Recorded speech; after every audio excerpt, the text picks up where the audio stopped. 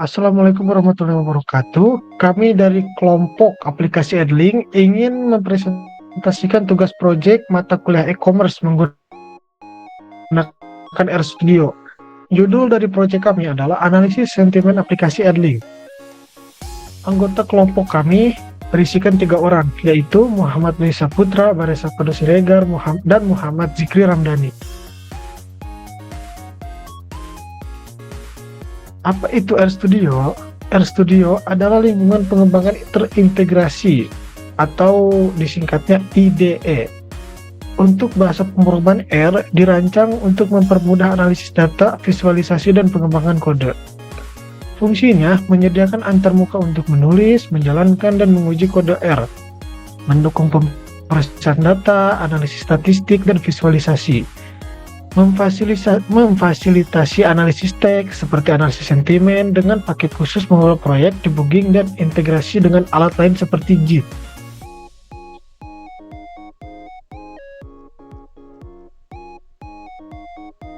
Dilanjut ada latar belakang.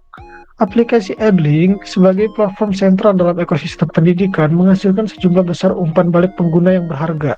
Untuk memahami opini dan sentimen yang terkandung dalam ulasan-ulasan ini, analisis sentimen menjadi metode yang relevan. Dengan memanfaatkan RStudio, sebuah lingkungan pengembangan terintegrasi yang populer untuk bahasa R, kita dapat secara efektif menganalisis teks ulasan, mengidentifikasi polaritas sentimen, dan menggali aspek-aspek spesifik dari aplikasi yang dapat sering dikomentari. Dilanjut ada tujuan. Untuk menganalisis sentimen dari ulasan pengguna aplikasi Edling, guna mengetahui persepsi pengguna terhadap fitur dan layanan aplikasi, mengidentifikasi aspek-aspek yang paling sering dibahas, serta memberikan masukan yang dapat digunakan oleh pengembang dalam meningkatkan kualitas dan pengamanan pengalaman pengguna secara keseluruhan.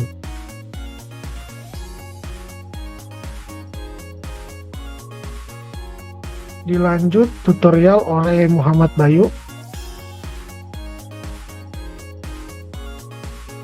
Baik, terima kasih banyak. Dari sini akan saya lanjut. Sebelumnya saya ingin minta maaf jika jaringannya sedikit delay, yang dimana tidak terpampang muka. Langsung saja, untuk melakukan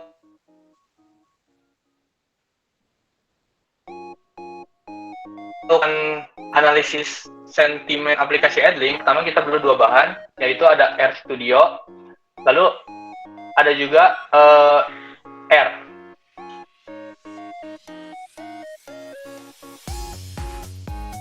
Nah, jika kalian sudah mendownload dua-duanya, maka kalian cukup install saja. Jika sudah diinstal, maka siapkan 2 file, yaitu analisis sentimen Edling, yaitu berupa codingannya.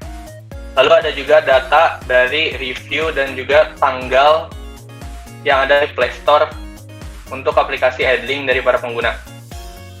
Pertama, saya akan perlihatkan codingan terlebih dahulu. Berikut adalah codingannya.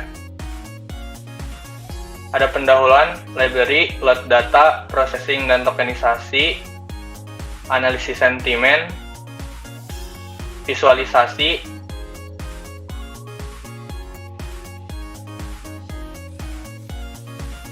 workload dari review negatif, tren sentimen bulanan,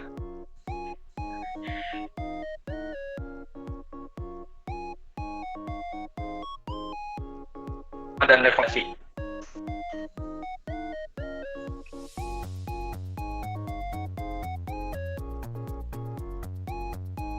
Lihat.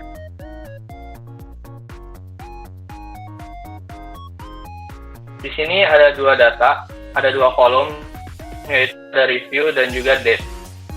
Di sini kami mengambil 100 review dan dapat dari pengguna yang telah menggunakan aplikasi Edling Bintang 1 tentang 5-nya.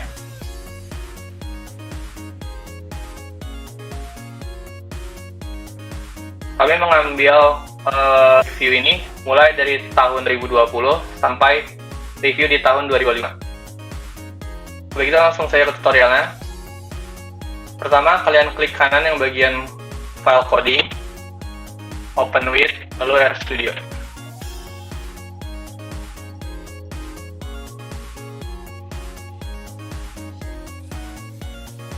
dan nanti akan langsung kebuka beranda dari RStudio. Di bagian kiri atas ini adalah kode-kode dan codingan yang telah dibuat di file tadi. Untuk file datanya sudah langsung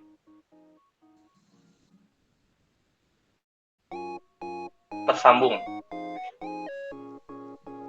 Kita tinggal merancang saja.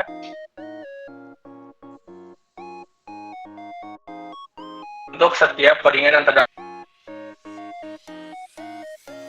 kalian klik tanda panah hijaunya. Lalu yang berikutnya, jika tadi ada garis hijau dan tidak ada yang terkendala warna merah, itu artinya run berhasil jalan dan tidak ada error.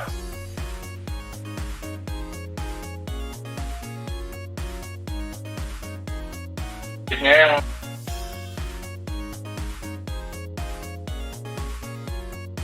lalu yang sini.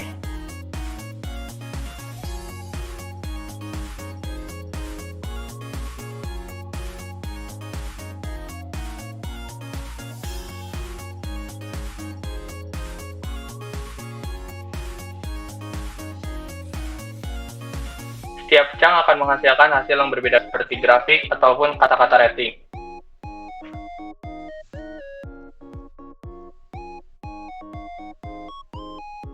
Ada juga,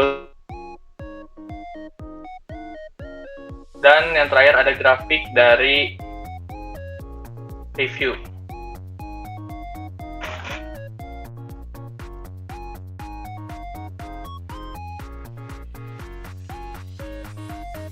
Ini adalah akan dibaca ke kiri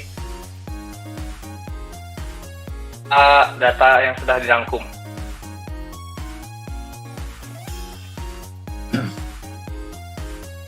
Baik, terima kasih Bu Bayu. Sekarang saya akan menjelaskan hasil dari codingan yang telah dibuat.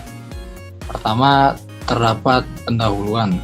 Jadi di codingan tersebut terdapat pendahuluan yang berisi analisis ini bertujuan untuk mengevaluasi sentimen pengguna terhadap platform pembelajaran Edlink menggunakan ulasan di Google Play Store.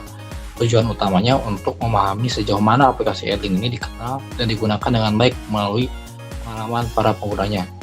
Dan yang kedua, terdapat library. Di sini terdapat beberapa library yang perlu kita install. Jika kita tidak menginstal beberapa library atau salah satu library tersebut, maka codingan tersebut tidak akan jalan. Lalu di sini ada load data. Load data ini bisa menghasilkan salah satu review yang telah kita ambil sebelumnya. Dan yang keempat ini adalah processing dan tokenisasi teks. Di sini ada beberapa kata yang bisa dibilang kata-kata yang sama lah di dalam review yang telah kita ambil. Dan yang kelima, terdapat analisis sentimen, yaitu kita membuat daftar kata secara manual. Kata-kata ini dianggap mewakili sentimen positif, misalnya bagus, mantap, dan negatif, misalnya lemot dan hilang. Jadi kita tidak memakai rating bintang 1, bintang 2, bintang 3, bintang 4, bintang 5, tapi kita menggunakan kata untuk menganalisis rating tersebut. Jadi di 6 ini adalah visualisasi, yaitu visualisasi pie chart distribusi rating.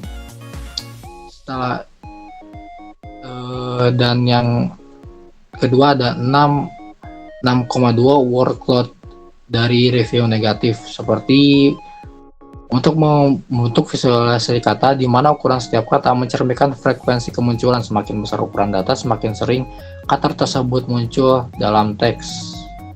Dan yang 6.3 ini tren sentimen bulanan, bisa di scroll. Di grafik ini menggambarkan jumlah ulasan pengguna setiap bulan yang dikelompokkan berdasarkan kategori sentimen. Ada negatif rating 1-2 itu merah, netral rating 3 itu hijau, positif rating 4-5 itu biru.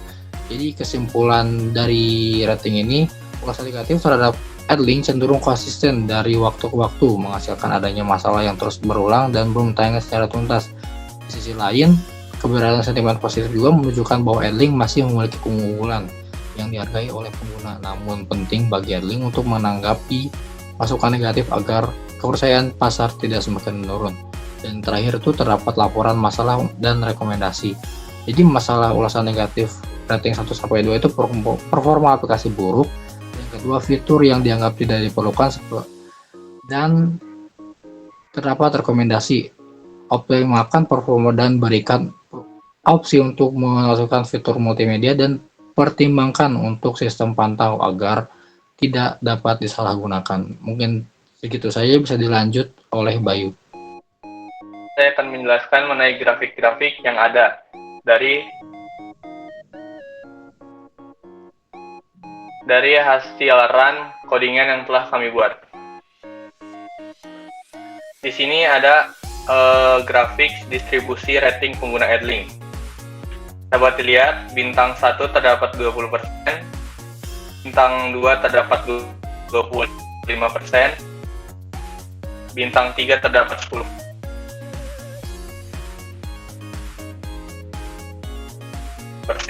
terdapat 19,6%, dan bintang 5 dapat 23,5%.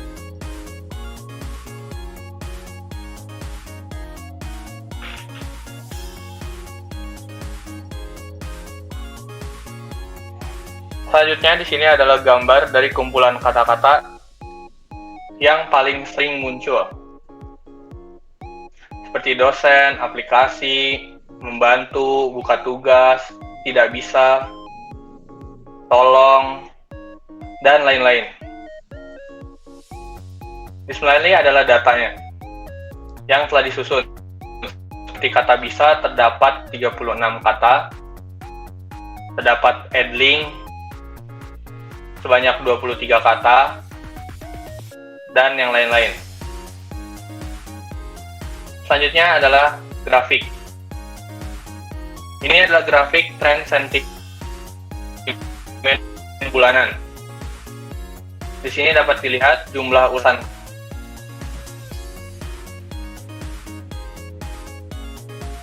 ke atas dan bulan dari tahun 2020 ke tahun 2024 dari kiri ke kanan. Bisa dilihat lonjakan paling banyak ulasan dari Adlink terdapat pada akhir tahun 2024, yang dimana positif sangat tinggi ditandai oleh warna biru, dan netral berada di paling bawah, dan negatif berada di kedua hampir menyusul positif. Lalu ada juga grafik yang kedua yang dibuat secara turun-menurun. Di sini bisa dilihat jika rating dari Adlink positif berwarna biru, itu awalnya naik, turun, lalu naik ke puncak tertinggi di akhir tahun 2024. Begitu juga dengan rating negatif, yang dimana tinggi pada pertengahan 2022, lalu turun dan naik kembali di akhir tahun 2024. Lalu ada netral, yang dimana bintang 3, itu sama sekali tidak mengalami kenaikan, yang bisa dibilang dari tahun akhir 2020, naik lalu turun dan naik kembali di 2024. Baik, mungkin sekian presentasi dari kelompok kami. Mohon maaf bila salah kata. Wassalamualaikum warahmatullahi wabarakatuh. Waalaikumsalam warahmatullahi wabarakatuh. Warahmatullahi wabarakatuh.